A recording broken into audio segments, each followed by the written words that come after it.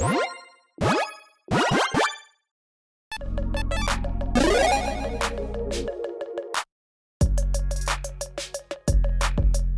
everyone, Mitch coming in for the Commander Score Studio. Welcome to the show. So, day 2 of spoiler season, the official spoiler season. There was like a, first look and some random leaks and all that other stuff. But let's ignore all that because spoiler season is actually here for Mom, March of the Machine. And yeah, this one, this is probably the most epic art I have seen in such a long time. It definitely had me saying, what in the world is going on here? Cats with a chariot on a rainbow.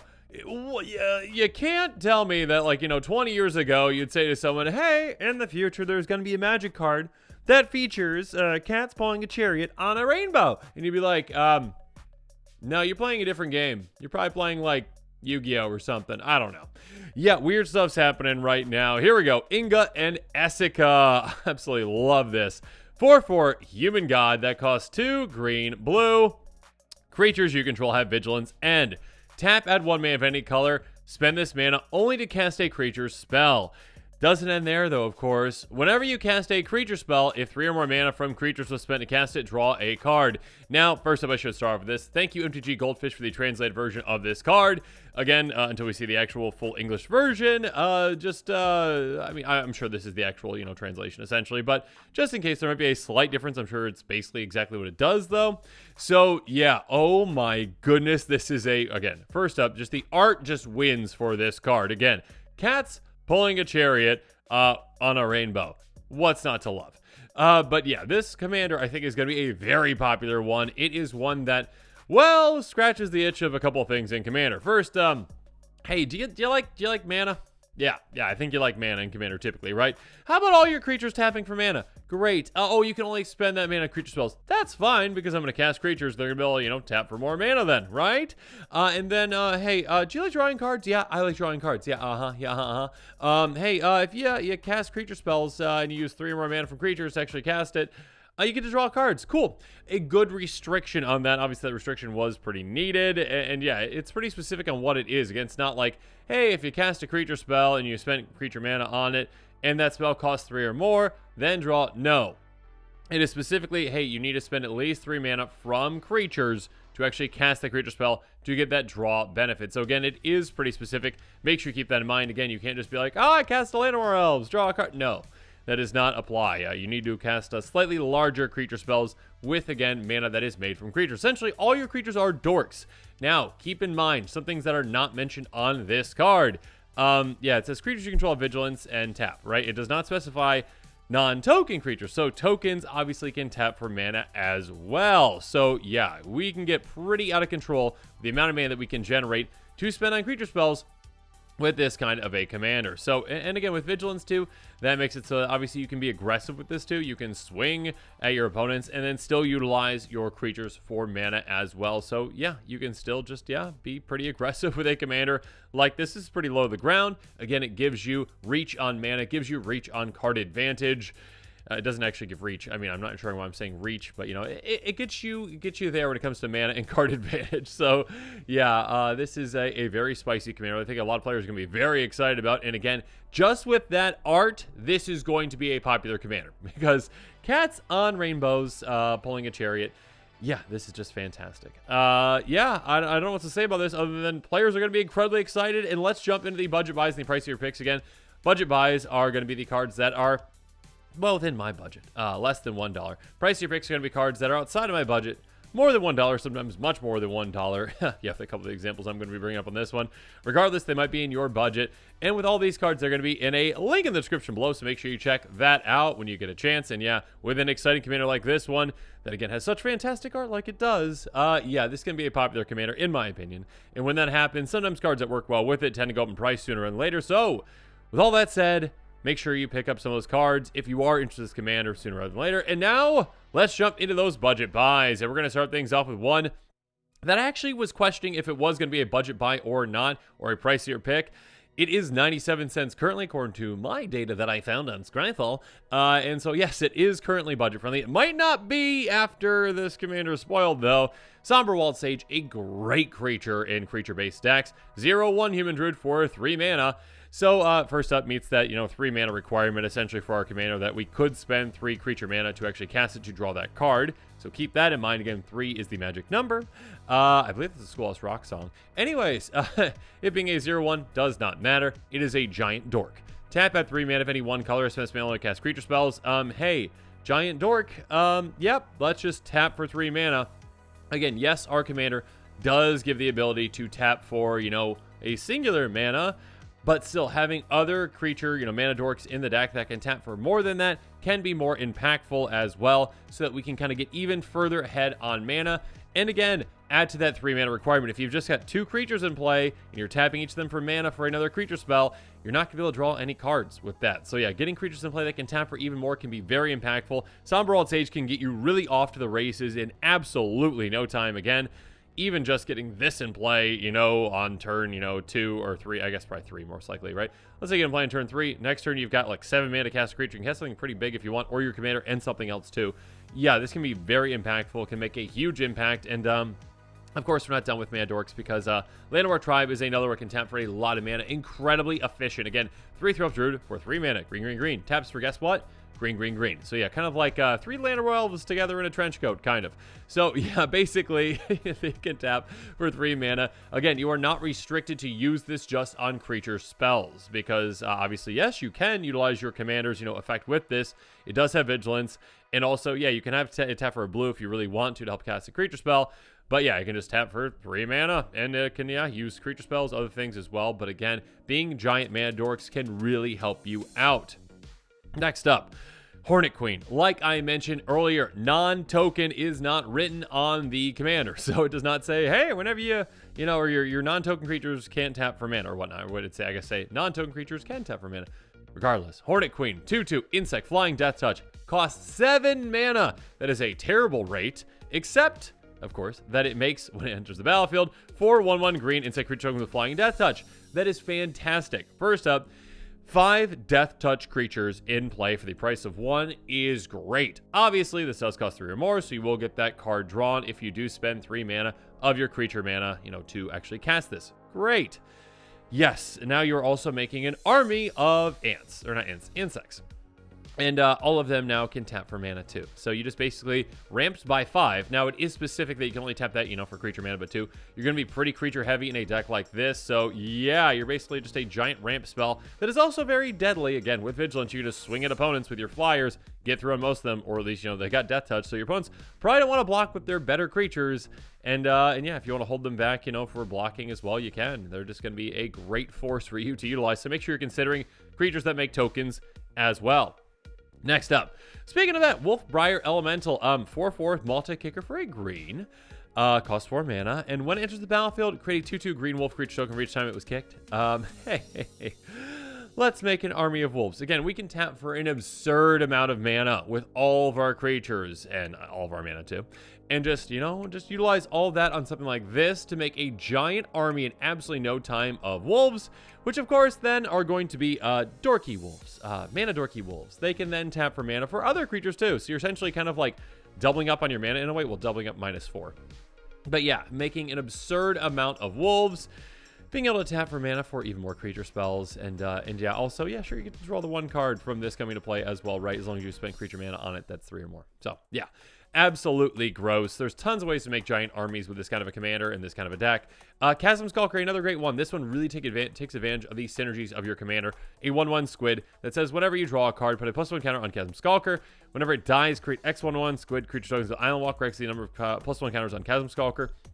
Basically, again, starts off as a tiny, just 1/1, right? Just for 3 mana. Still, if you use creature mana, you can draw that card. Great! Now, it starts off as a 1/1. It can still tap for mana. Cool. It's going to grow throughout the game. Again, you're going to be drawing a lot of cards. Again, thank you, Commander's Trigger. You can just draw an absurd amount of cards throughout the game with that.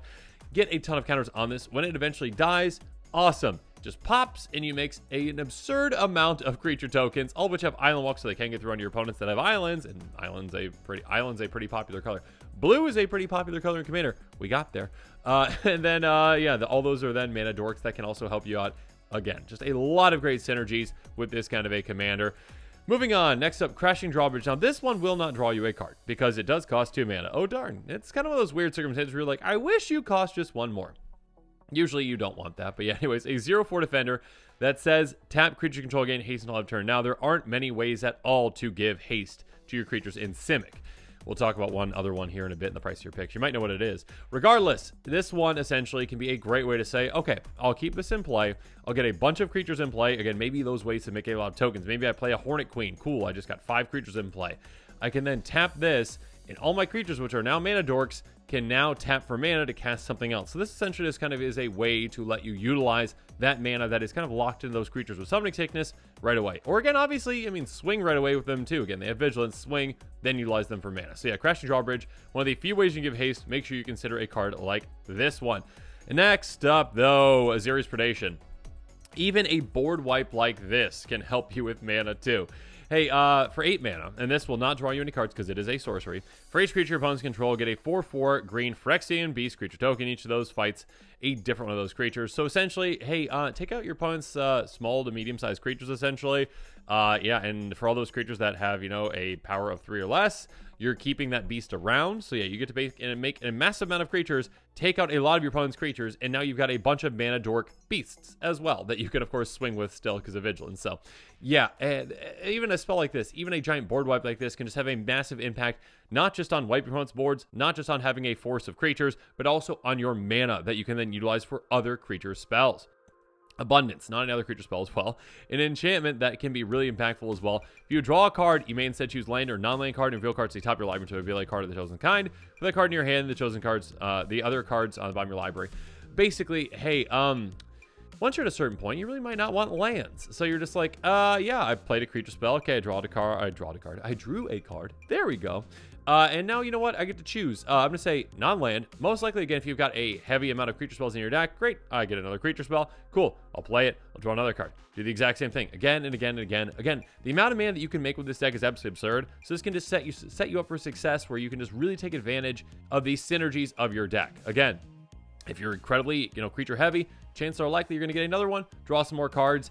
And the chances are even greater in combination with a great card that I keep bringing up for some of these commanders because a lot of them can work really well with this. Thought Reflection is a fantastic card.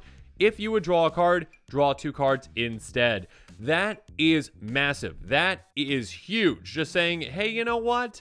Instead of just drawing that one, let's draw 2. Every single time we cast a creature spell and we spent 3 of our creature mana on it, we get to draw 2 cards now. Yeah, this can just dig further in your deck, get you more creatures, of course, in combination with Abundance. It's going to be incredibly difficult for your opponents to stop the amount of value that you are getting. Have fun with that. Again, there's plenty of great draw synergies in Simic, and this is definitely one of them. A fantastic card for sure. Now, though, let's move on from the budget buys onto the pricier picks. We're going to start things off with a card that you might have had on your mind when I mentioned, a certain synergy earlier, kind of, like Crashing Drawbridge. Hey, Concordant Crossroads. Luckily, it was reprinted recently, but it's still pretty pricey.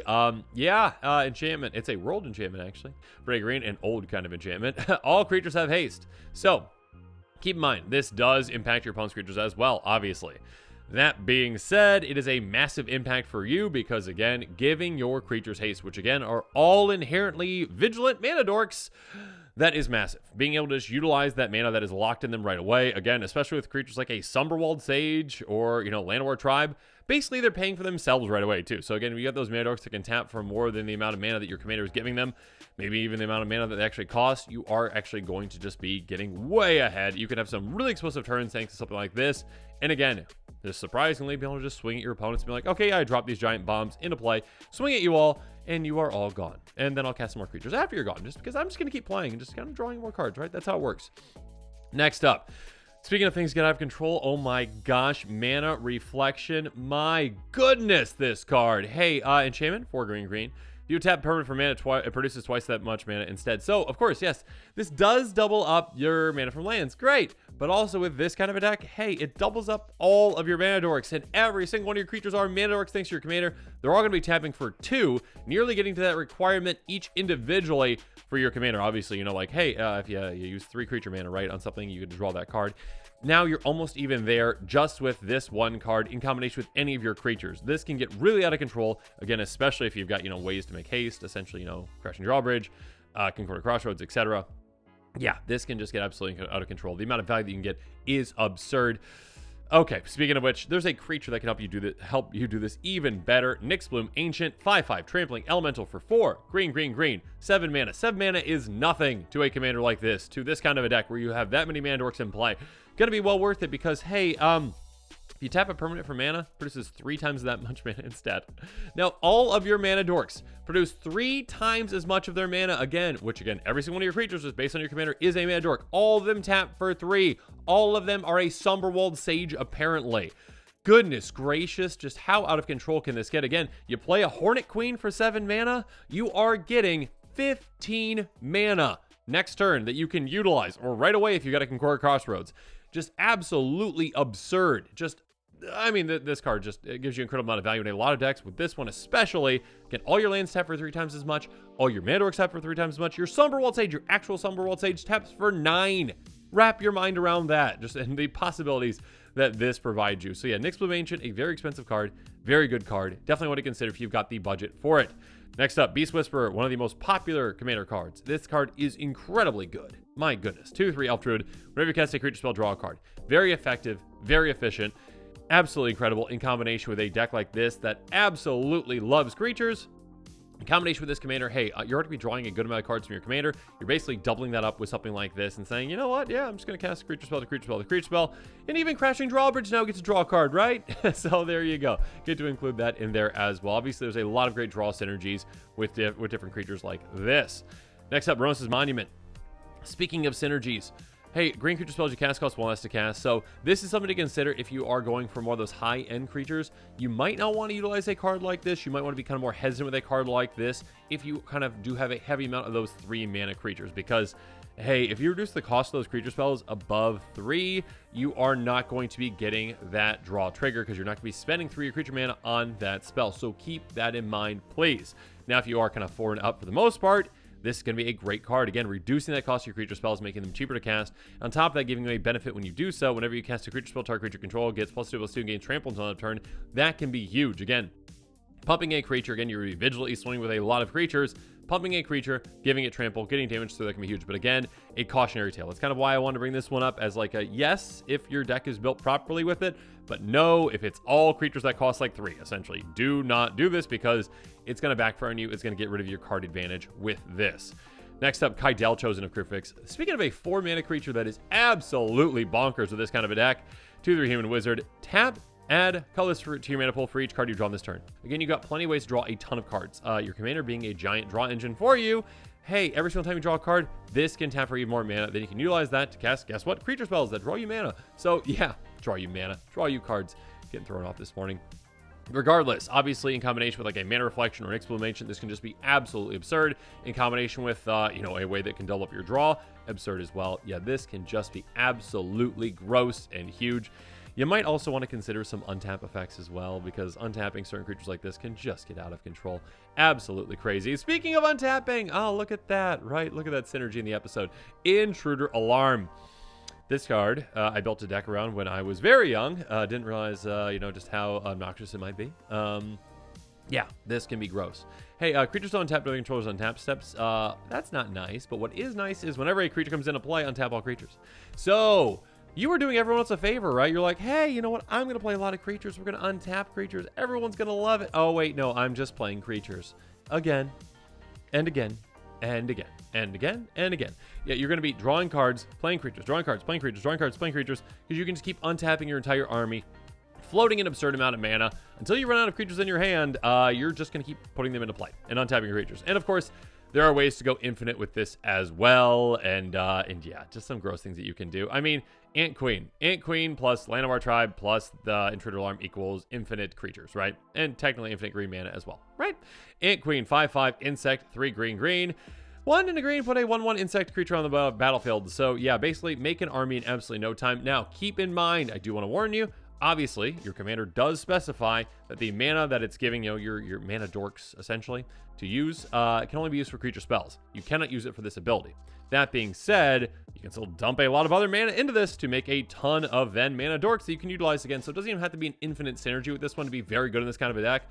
You just need to say, yeah, I'm just going to dedicate a good amount of mana to this, with, my lands, other tap effects essentially, land over tribe, whatever it is, and say, hey, let's make a lot of insects, which can then help me cast even more things. So yeah, you can make an army in absolutely no time with a card like this, and obviously go infinite too.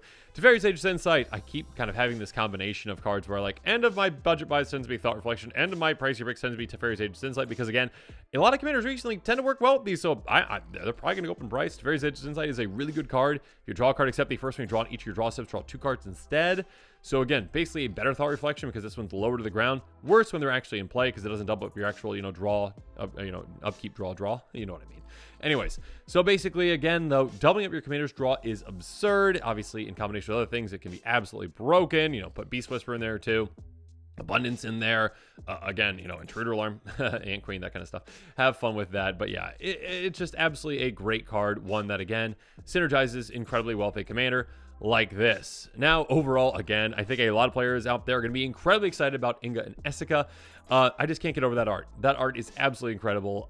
Yeah, I think players, again, are just going to be excited about this just for that art. Again, cats pulling a chariot on a rainbow. I can't say it enough times. Anyways, but yeah, what this commander does, I think, is going to be very, very interesting, very, very impactful. I think a lot of players are going to be excited about it. Again, if you are one of those players, make sure you check out that card list link in the description below. Consider picking up some of those cards sooner rather than later because, yeah, when an exciting commander like this one is spoiled, sometimes cards go up in price. And yeah, if you haven't seen my most recent episode on Hidetsugu and Kairi, make sure you check that one out. And yeah, with all that said, thanks again and have a good one.